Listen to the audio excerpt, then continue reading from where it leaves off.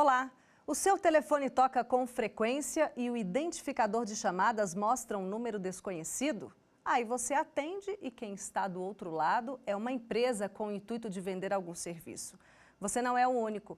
Esta situação é um tormento para muitas pessoas. O brasileiro recebe em média 37 chamadas não solicitadas todos os meses.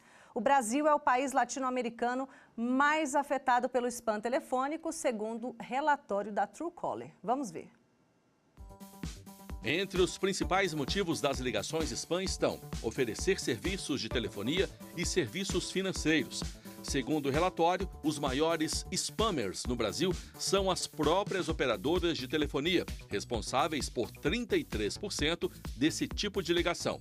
As empresas de cobrança estão em segundo lugar, com 24% das chamadas. Algumas podem ser fraudes, em que criminosos tentam conseguir dinheiro. Os dados são da Truecaller, desenvolvedora de um aplicativo que bloqueia chamadas não desejadas.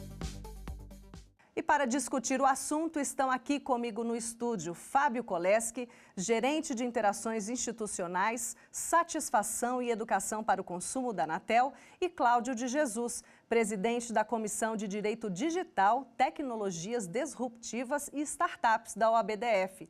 Sejam bem-vindos ao fórum, muito obrigada pela presença de vocês. Prazer é meu. Bom, vou começar com você, Fábio. Spam, a gente ouve muito falar em spam em relação a e-mail, né? Mas spam telefônico, o que é isso? Como caracterizar? Não existe assim um conceito regulatório ou legal do que seria o spam por telefone.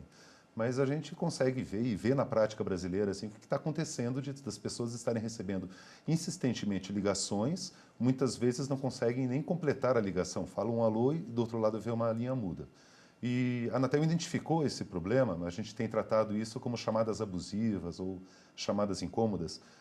Ainda no ano passado estava um número muito crescente, a gente começou a perceber por vários sinais dos nossos processos de diagnóstico que isso estava ocorrendo e já começamos a estudar junto às empresas como que funcionam essas vendas por telefone. As empresas de telecomunicações contratam várias empresas terceirizadas que acabam realizando ligações, muitas vezes fora do que seria considerado o horário correto ou a quantidade correta. É um problema que não é só das empresas de telecomunicações, várias empresas vendem seus produtos por meio desse telemarketing. Contudo, e como você bem disse ali no relatório da Truecaller, estima-se que 1/3 mais ou menos dessas ligações sejam feitas para vender serviços de telecomunicações. Como a Anatel regula o setor de telecomunicações, inclusive a oferta das empresas, a gente começou a cobrar uma postura mais adequada das empresas nesse sentido. Agora, no dia 25 de março, as principais operadoras do Brasil se comprometeram perante a Anatel a fazer um código de autorregulação, com alguns pontos importantes que eles se comprometem a cumprir. Entre eles, assim, só ligar em horário adequado, não ligar de maneira insistente, ter canais para receber reclamações de consumidores que se sintam incomodados, respeitar o desejo dos consumidores que não querem receber ligações, e mais 2 pontos. Ter uma tratativa dos dados correto para que os dados cadastrais dos consumidores de uma prestadora não vão para outra, inclusive com os terceirizados. E a outra, eles se comprometem também a colaborar com a Anatel e com os outros setores e com os outros órgãos reguladores para uma solução maior dentro do Brasil, que não se restrinja apenas às chamadas para vender serviços de telecomunicações, mas para todos os setores econômicos. Tá certo. Cláudio, e o direito? Como que o direito trata essas ligações indesejadas? O direito trata muito parecido com o antigo comportamento dos bancos, quando eles mandavam para as nossas residências cartões de crédito, brinde, e dizia, olha, se você não quiser, você devolve, mas se você quiser, você vai pagar. O Poder Judiciário no Brasil inteiro coibiu essa prática de oferta de produto, oferta de serviço indesejado, por proibição expressa no Código de Defesa do Consumidor. Muitos tribunais consideram o spam, as ligações indesejadas ou o envio de e-mail indesejado, como a mesma prática antiga de enviar cartão de crédito sem ter sido solicitado, uma prática que viola o direito do consumidor. É uma boa comparação, né? Fábio, você falou que a Anatel tem uma estatística, né? E essa estatística, ao contrário da estatística que a gente tem, que a gente trouxe aqui para o programa, ela é pequena em relação a essas chamadas indesejadas? Exato. Esse ano a gente tem recebido, sobre todos os motivos de reclamação dos consumidores de telecomunicações, cerca de 250 mil reclamações por mês. As reclamações sobre chamadas abusivas, sobre chamadas que incomodam os consumidores, estão em torno de 2.500, 3.000 ligações. É coisa de mais ou menos 1% das reclamações. Mas a gente percebe, e todos nós vivenciamos como consumidores, como detentores de um telefone celular, a quantidade de ligações que a gente recebe. Eu acho que não existe ninguém no Brasil que possa hoje dizer que esse não é um problema que incomoda todo mundo, né? É bem comum mesmo, né? Cláudio, existe previsão de multa para quem pratica? E eu queria te perguntar, já que a gente está falando de multa também, às vezes a chamada não é só indesejada, ela é privada e a gente não tem como rastrear. Ou às vezes toca e cai. A gente não consegue saber quem está do outro lado. Como é que funciona essa questão da multa? A multa, como que funciona? Até hoje não existe uma regulamentação específica para aplicar uma multa administrativa contra essas empresas. Porém, o Poder Judiciário ele tem o poder de aplicar multa. Essa multa leva um nome chamado astreinte. É um termo francês, chama-se multa por descumprimento de uma ordem judicial. Como o Poder Judiciário ele interpreta que essas ligações são indesejadas, se o consumidor pediu para não ligar mais e a empresa continua fornecendo o serviço, posso dar um exemplo, telefonia, TV a cabo, assinatura de internet, que eles insistentemente continuam te ligando, você pode ir ao Poder Judiciário, levando aquele número de protocolo do atendimento. Então, se você recebeu uma ligação indesejada, diga, tire o meu nome do cadastro dessas ligações, o meu nome é fulano de tal, se identifica na ligação e, posteriormente, você pode requerer esta gravação. Existe o decreto do telemarketing que obriga as empresas a fornecerem as gravações e com este material você pode ir ao Poder Judiciário e pedir para que aquela empresa nunca mais ligue nos seus números. E o Poder Judiciário no Brasil inteiro tem concedido sentenças favoráveis a este pedido e dizendo, se ligar de novo, eu aplico multa, por ligação inclusive. Então existe um caso recente em São Paulo que depois da sentença judicial, até um advogado ele recebeu mais 11 ligações, ele recebeu o valor equivalente a 11 multas. Interessante, né? Fábio, como funciona esse canal direto do consumidor com a Anatel? A Anatel, a gente recebe reclamações dos consumidores, tanto por meio de um aplicativo Anatel Consumidor, como pela internet, no endereço Anatel, www.anatel.gov.br/consumidor, ou por telefone também, nos dias úteis, das 8 às 20 horas, que é o telefone 1331. A gente sempre recomenda ao consumidor que, quando ele sinta que seu direito está sendo violado, reclame primeiro na prestadora e peça uma solução à prestadora e anote o número de protocolo. Caso não tenha conseguido uma solução satisfatória, ele registre uma reclamação na Anatel. E assim também é interessante, em relação ao setor de telecomunicações, existe o Regulamento Geral de Direitos do Consumidor de Telecomunicações, uma regulamentação de 2014 da Anatel. Esse regulamento, na época que ele foi elaborado, havia um problema muito grande, muito mais perceptível à época do que o telemarketing, que eram os spams por meio de SMS, mensagem de texto no celular. Então, a regulamentação da Anatel, ela proíbe as prestadoras de enviarem SMS para o seu consumidor, a não ser que haja consentimento livre e expresso do consumidor. Mas ela não faz uma restrição às chamadas de telemarketing. Esse regulamento está na agenda regulatória, uma reformulação desse regulamento, agora no decorrer do ano de 2019 e do ano que vem, 2020. E um dos pontos que está sendo justamente discutido dentro da agência e que deve, obviamente, está dentro dessa nova versão do regulamento, vai ser um disciplinamento da questão das ligações, que também é hoje nota-se que é o problema que está afetando bastante o consumidor. Uhum. Bom, existe esse movimento das operadoras criarem as normas, as regras a serem seguidas por elas mesmas. Em contrapartida, a gente vê que o maior número dessas ligações partem justamente delas, né? O que acontece? Onde que está o gargalo de tudo isso? Aí eu jogo para vocês a pergunta. Na minha experiência, sendo tanto advogado de consumidor, quanto advogado de empresa de telemarketing também, que eu já fui no passado, eles aplicam a lei dos números.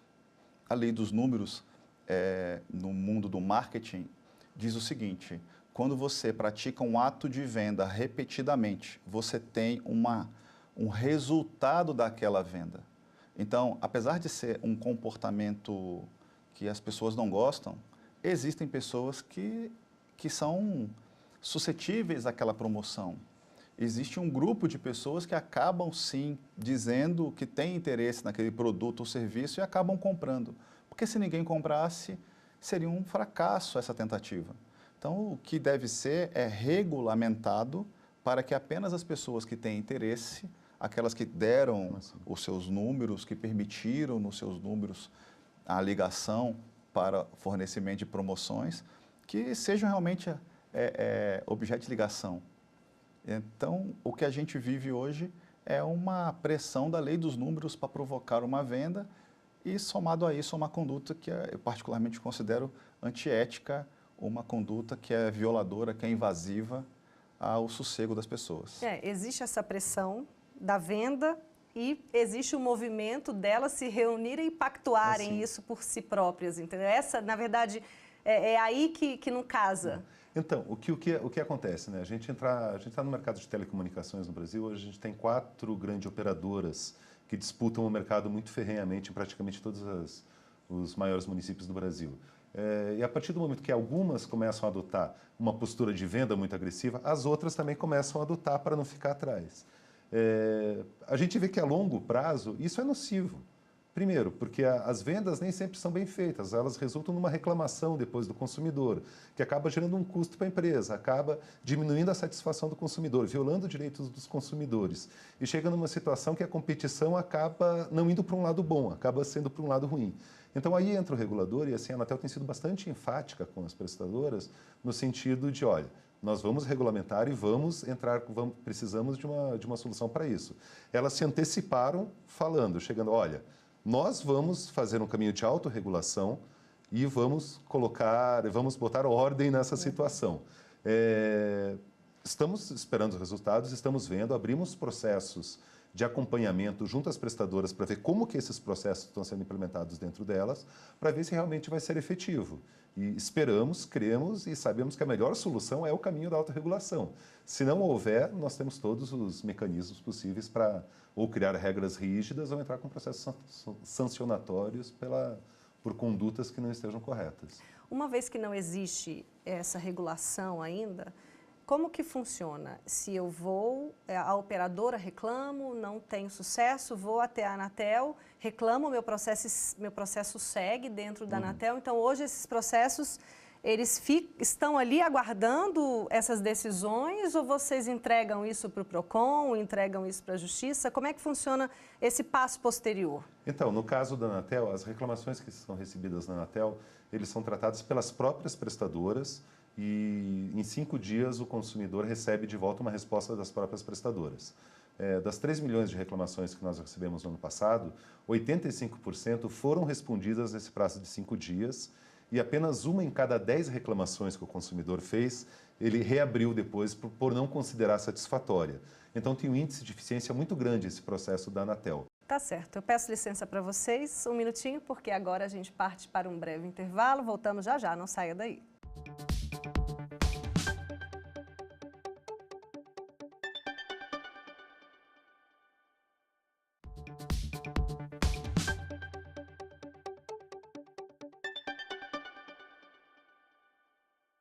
Estamos de volta e hoje o assunto do fórum é sobre ligações spam, aquelas que você recebe insistentemente e muitas vezes sem o número de identificação. Bom, antes da gente falar desse número de identificação da chamada que vem como privado, eu quero te perguntar, Fábio, o segundo número maior dessa estatística se refere às chamadas de instituições financeiras. Mesmo o meio sendo ligação, a Anatel já não responde mais sobre isso? Exatamente. A Anatel regula a conduta das empresas de telecomunicações e como que elas usam a sua rede. Pegando um exemplo que o Cláudio citou anteriormente, dos cartões de crédito que eram enviados para a casa do consumidor, era uma conduta da empresa do setor financeiro que mandou aquele cartão de crédito, que foi punida e que foi corrigida. E não dos Correios, que simplesmente transportaram o cartão de crédito até a casa do consumidor. No caso de telecomunicações é a mesma coisa. Alguém chega numa rede de telecomunicações e faz uma ligação para alguém. E as empresas de telecomunicações são obrigadas, sem discriminação, a fazer esse tipo de ligação. Então, o que a gente faz? A gente regula as empresas de telecomunicações quando elas estão agindo como quem é o originador da ligação, como quem está usando a rede dela mesma ou de terceiros para vender um serviço dela. Isso está dentro do âmbito da competência da Anatel e é isso que a Anatel tem trabalhado para resolver. Tá certo. Cláudio, quando aparece que o número é privado e eu sou vítima de um golpe ou alguém liga tarde da noite na minha casa me fazendo ameaças, já não é um caso de spam, né, mas é um número que não é identificado. Como que o cidadão ele deve agir nesse caso? Ele tem como recorrer à operadora ou ele tem como recorrer à Anatel para quebrar esse sigilo telefônico? Como é que funciona? O sistema de quebra de sigilo telefônico é um procedimento judicial. Então, ele necessitaria de comunicar um crime e necessitaria justificar, com base nesse crime, a origem, quem foi, e a partir daí os técnicos especializados conseguir identificar, buscar identificar essa ligação não identificada. Mas a recomendação primária, básica é: número privado não se atende. Quem não quer se identificar, óbvio que você não pode se identificar para ele. Então, se a pessoa está ligando para você, ela é que tem que se identificar primeiro. Viu? Número privado não completa a ligação. Fábio, e a Anatel também trabalha com essa questão da educação do consumidor? Porque, pelo que o Cláudio disse aqui, é uma questão tão simples, né? A gente atender o telefone, não se identificar, mas a gente raras vezes pensa nisso, né? Exato, não, é bastante importante isso. E uma vez atendendo o telefone, caso opte por atender, ou seja, um número que você conheça, também pensar várias vezes antes de oferecer qualquer tipo de informação pessoal. Quem é, nome, principalmente número de documentos, CPF. E uma coisa que também é bastante importante, acho que em qualquer relação de consumo, sempre que você recebe uma oferta, você pensa duas vezes antes de optar por contratá-la. Eu estou batendo nessa tecla e te fiz essa pergunta porque a Truecaller trouxe um dado muito preocupante, que subiu de 1% para 20%. Essas ligações que são chamadas incômodas, né? Assim. Realmente tem uma aqui que chama bastante atenção, que é o golpe do anel, que é quando um número desconhecido, geralmente de uma chamada internacional, dá a você uma ligação perdida e quando você liga de volta, recebe uma taxa alta por esse número. Vocês já ouviram falar nesse tipo de golpe? É um dos golpes que estão sendo mais praticados e que a Truecaller trouxe como o que está mais evidente. Esse é um golpe que tem aparecido bastante. No Brasil a gente não tem muita notícia deles, mas mesmo ontem eu estava vendo uma notícia do regulador americano, que seria a Anatel deles, que é o FCC, justamente sobre esse tipo de golpe lá. É uma coisa que tem acontecido bastante. A recomendação é receber uma ligação que você não identifica de quem é, não retorna. Você não precisa retornar essa ligação. Se a pessoa quer, se for algum parente, alguma coisa que precisa falar com você com urgência, a pessoa vai dar um jeito de te encontrar, vai mandar uma mensagem para o WhatsApp, vai ligar novamente, ela vai te encontrar. Então, tomar muito cuidado na hora de ligar de volta para o número que te ligou, se você não o conhece. Tá certo. Cláudio, a gente percebeu aqui que já existe um caminho para as operadoras partirem para regular esse setor, né? Para colocar no papel realmente as medidas que precisam ser tomadas e seguidas, mas a gente vê uma confusão de onde que surgem as ligações, né? Eu recebo ligação pelo WhatsApp, eu recebo pela linha tradicional do meu telefone, às vezes é um sistema de automatização e eu aproveito para tocar com você no assunto do VoIP, outros sistemas que a gente nem sabe o nome, né? Como esses que a gente não identifica de onde está vindo, existe uma norma para isso? Sim, muitas dessas ligações, principalmente aquelas que nós atendemos e cai, muitas sucessivas ligações que nós atendemos, ela cai, geralmente são ligações do voz sobre IP, voz sobre internet. Então, são ligações feitas por internet para nossas casas, às vezes umas ligações que a qualidade não é muito boa, mas para quem está ligando para aquela central de telemarketing, ela é mais barata do que ele ter ali 200 linhas telefônicas disponíveis numa operadora de telefone. E quando você quer trafegar na internet, você tem que se submeter aos protocolos da internet. O protocolo que as empresas que fornecem vídeos na internet estão submetidas, que as empresas que fornecem e-mails pela internet estão submetidos, o regulador da internet, ele obriga a todo tipo de tráfego de informação a se submeter a um protocolo, a um regramento, a um caminho técnico e a um caminho ético também.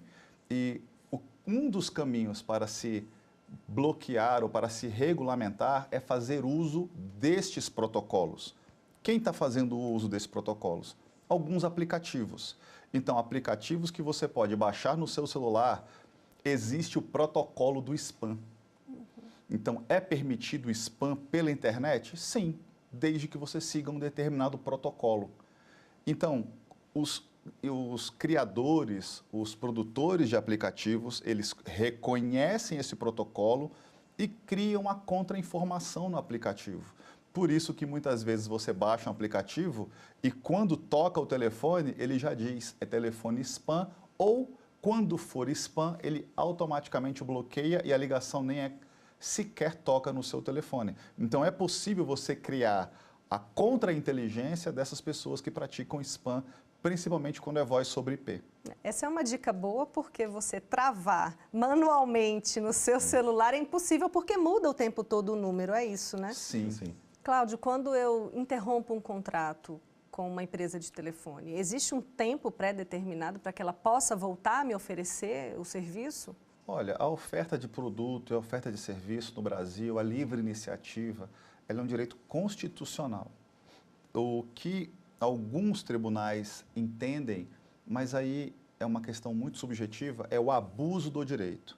Então, você tem o direito de ter a livre iniciativa, eu tenho o direito de fornecer um produto ou um serviço, salvo se for um produto ou serviço regulado, como medicina, advocacia, aí são produtos e serviços sensíveis, mas via de regra é livre o fornecimento de produto e serviço dentro das regras do Código de Defesa do Consumidor.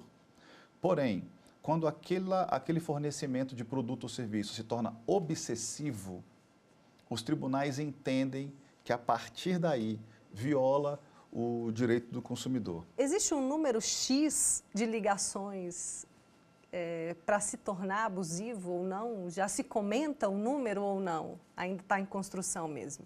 Ainda está em construção. Nós vamos receber, as prestadoras, elas inicialmente falaram que em 6 meses fariam esse código, apresentariam um código, inclusive com mecanismos de autopunição entre elas, sanções entre elas, mais ou menos como funciona o CONAR, entregariam em 6 meses. A gente pressionou um pouco em coisas de 1 mês, então nos próximos dias vamos receber das prestadoras algumas medidas iniciais, entre elas, o que a gente tem ouvido delas, é que estará essa questão dos números de ligações diárias. Vamos ver e tentar perceber ali qual é a proposta. Tem um caso do juizado especial aqui em Brasília, que a pessoa recebeu 18 ligações por dia de uma empresa de cobrança. A cobrança era justa, a dívida existia, só que a pessoa ligava 18 vezes para o consumidor, para o devedor, dizendo você tem que me pagar. A turma do juizado especial aqui, a turma recursal, ela entendeu que essas ligações obsessivas, cobrando a mesma coisa do mesmo consumidor no mesmo dia, numa semana inteira, é abuso do exercício do direito e é uma forma vexatória e abusiva de cobrança. Então, por isso que esses números são subjetivos e eu entendo que em casos como esse, o consumidor deve pedir para parar de ligar e se a pessoa falar, olha, as ligações são automáticas, a gente não tem como impedir a ligação, ele toma nota de todas as ligações, de todos os protocolos e busque na justiça e informe ao juiz, olha, eu não aguento mais essas ligações, por favor, excelência, pede para parar e manda aplicar multa que pelo menos se a massa das pessoas que recebem spam forem exigir do judiciário que as empresas parem de fazer isso, eu acredito num movimento de mercado reverso, como aconteceu com o cartão de crédito, como aconteceu com a negativação abusiva de nome das pessoas. Então, quando o judiciário começa a se posicionar, ele também consegue fazer a conversão do mercado e criar uma ética de conduta para com os consumidores. Cláudio, para a gente finalizar de uma forma mais alegre, eu queria que você trouxesse para a gente a história do spam, que é bem curiosa. Vamos contar para o público. Uma história que é reconhecida pelas pessoas até do meio tecnológico e é uma história que fala da pós-guerra, onde havia uma escassez de comida, mas um fabricante de alimentos ele criou um enlatado de porco. E o nome desse enlatado de porco é spam. Inclusive, na regulamentação na internet, o RFC do spam, que é permitido, os reguladores da internet pediram autorização do uso do nome spam porque eles viam que estava registrado nesse enlatado em inglês. E a empresa autorizou o uso desde que viesse em forma minúscula. Então, toda vez que você vai escrever spam no modelo técnico, é o spam em minúsculo, em itálico, e o spam maiúsculo é esse enlatado. O que acontecia no pós-guerra? No pós-guerra havia pouca comida, mas havia muito spam, muito enlatado. Então, café da manhã, spam. Almoço, spam. Mamadeira de criança, spam. Então, os comediantes começaram a criar piadas em relação ao spam. Tudo é spam. Tudo spam, abundante. Come, só tem essa latinha para comer. E hoje nós falamos que quando a gente recebe uma informação abundante, uma enxurrada de ligações, e-mails e tudo, isso é considerado o apelido spam, que é o spam desse enlatado pós-guerra, pós-Segunda Guerra Mundial. Tá certo, agradeço a sua presença, Cláudio, muito obrigada. Eu que agradeço. E obrigada também, Fábio. E eu agradeço também a você que assistiu ao Fórum. Se tiver alguma sugestão, envie para o e-mail forum@tvjustiça.jus.br e faça a sua inscrição no nosso canal do YouTube, TV Justiça Oficial. Tchau!